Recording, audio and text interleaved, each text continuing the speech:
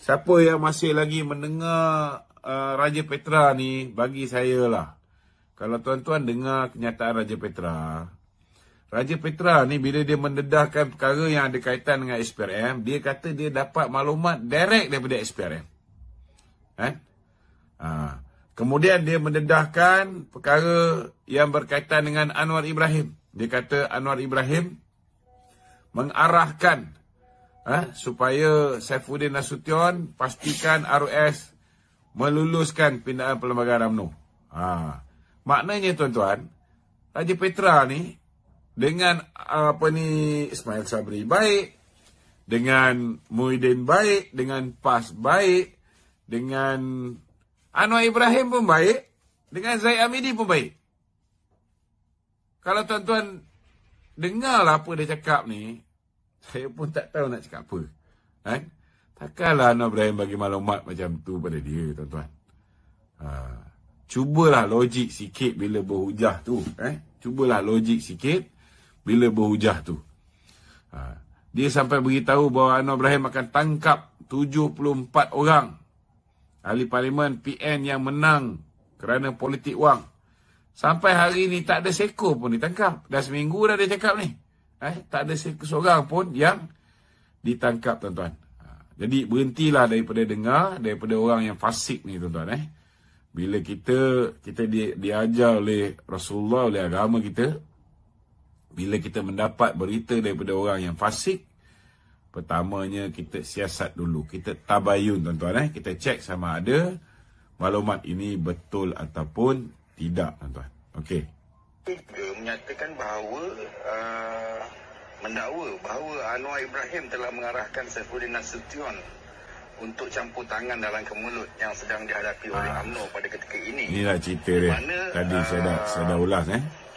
Okey, kemudian menurut artikel lagi tu, secara lazim satu usul tu mestilah datang di peringkat diundi daripada peringkat UMNO, kemudiannya di peringkat cawangan dan kemudiannya dibawa ke bahagian. Dan 191 bahagian itu perlulah membuat undi terhadap usul tersebut di PAU lah. Jadi kalau tak dibuat itu bermakna umbi tidak dapat hak mereka untuk mengutarakan usul-usul baru. Apa pendapat Datuk? Okey. Sebenarnya kena faham tuan-tuan. Usul yang dibahaskan dalam Pimpinan Agung tahun ni tak ada. Tidak ada usul yang dibahaskan dalam Pimpinan Agung UMNO 2022. Yang dibahaskan ialah ucapan dasar Presiden. Tuan-tuan. Dan dalam ucapan dasar Presiden itu, ketika perwakilan daripada Negeri Sembilan, ketika perwakilan daripada Negeri Sembilan mencadangkan supaya ucapan dasar Presiden diterima. Ini bukan usul, tuan-tuan. Ini ucapan dasar Presiden. Dia telah membuat pindaan terhadap usul ucapan dasar Presiden. Maknanya sekarang ni dia mengatakan bahawa usul mesti dibawa daripada cawangan pergi ke bahagian ke pusat.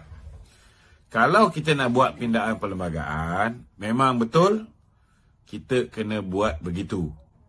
Kita kena buat daripada cawangan pergi ke bahagian pergi ke pusat. Itu pindaan perlembagaan UMNO.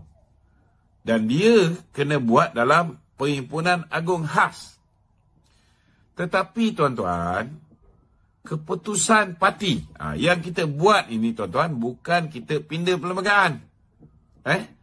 Yang kita buat ini bukan kita pindah perlembagaan. Parti membuat keputusan. Ada yang cakap,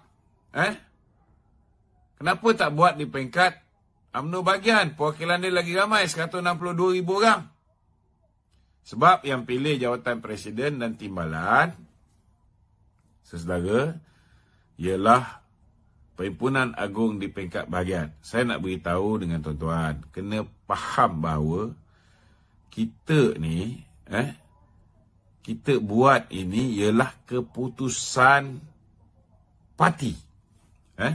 Bila kita ada isu besar, kita putuskan di peringkat Perhimpunan Agung UMNO. Ucapan dasar Presiden tak pernah kita dapat tahu lebih awal. Dan kita boleh bincangkan di peringkat cawangan, bincangkan di peringkat di peringkat bahagian, dan kemudian diputuskan di peringkat atas. Ucapan dasar tak pernah. Hanya bila hari Presiden nak berucap, barulah orang akan tahu. Mungkin pada ketika tu diedarkan buku ucapan dia. MT UMNO pun tak tahu. Macam Nur Umar kata tak dibawa dalam mesyuarat MT UMNO. Mana pernah ucapan dasar Presiden dibawa dalam mesyuarat MT UMNO? Tak pernah. Orang tak tahu apa Presiden nak cakap, tuan-tuan. Ini kena faham. Kena faham. Yang kita buat baru ni bukan pindah perlembagaan. Kita cuma buat keputusan. Ada orang kata kita biasa pemilihan di peringkat bahagian. Jadi bila nak putuskan Presiden dan Timbalan tak bertanding ni, patut dibuat peringkat bahagian. Jadi saya nak tanyalah dengan orang yang rasa dia betul ni. Apa guna buat Perhimpunan Agung UMNO? Untuk apa buat Perhimpunan Agung UMNO di peringkat pusat? Bukan ke Presiden, Timbalan dipilih di peringkat bahagian. Jadi, kalau dah dipindahkan kuasa pilih Presiden dan Timbalan di peringkat bahagian, maka tak payahlah buat Perhimpunan Agung UMNO. Boleh macam tu? Tuan-tuan, Perhimpunan Agung UMNO diteruskan, mesti diadakan setiap tahun, kerana itu termaktub dalam perlembagaan. Dan dalam membuat keputusan-keputusan penting, Perhimpunan Agung UMNO lebih berkuasa daripada persidangan di peringkat bahagian.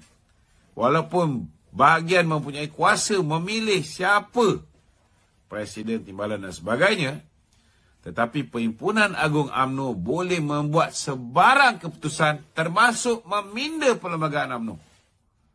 Ini kena faham. Ini kena faham. Assalamualaikum, Datuk. Waalaikumsalam. Sebelum ni, ramai rakyat inginkan kes Datuk Najib yang akan berlangsung esok. Kes yang makan semula. Dibicarakan melalui siaran langsung melalui media masa lah. Ya. Namun, permintaan tersebut telah ditolak. So, apa pendapat Datuk? Siaran langsung kes Datuk Seri Najib ni, Yana pun dah utarakan, kan? Saya rasa yang ada kuasa untuk meluluskan siaran langsung ni ialah hakim-hakim yang akan bersidang pada hari esok. Jadi mungkin besok Peguam Datuk Seri Najib sekali lagi akan meminta supaya kes itu dibenarkan untuk siaran langsung. Kalau dibenarkan esok, maka adalah siaran langsung. Kalau tak dibenarkan, tak adalah, tuan-tuan. Kita tak boleh nak cakap apa, sebab hakim yang menguasai perjalanan mahkamah. Kita tak boleh nak mendesak dan sebagainya. Okey? Ada soalan lain? Datuk, dikabarkan UMNO Alustar ingin capai keputusan jadi pemilihan top 2 di JPP. Dia juga nak buat bantahan di Jabatan Pendaftaran Pertubuhan Malaysia di KRS. UMNO Alustar. Apa komen Datuk? Okey, ni orang Datuk Seri Ismail Sabri ni. Usop Sentorian. Ketua UMNO bahagian Alustar, dia nak buat bantahan. Bagi saya, setiap ahli itu berhak untuk buat bantahan. Buatlah. Janji kamu puas hati. Kalau misalnya ROS tetap bersetuju, sebab kena faham Perhimpunan Agung UMNO berkuasa penuh untuk membuat sebarang keputusan. Kalau ketika tak ada Perhimpunan Agung UMNO, MT buat keputusan pun, keputusan dia tu muktamad dan tak boleh dicabar. Apatah lagi Perhimpunan Agung UMNO. Jadi nak buat kerja yang bazir masa, tak ada masalah. Silakan. Silakan. Dulu bos dia menjadi Perdana Menteri. Jadi kalau buat bantahan pun, mungkin jugalah bos dia boleh gunakan kuasa yang ada.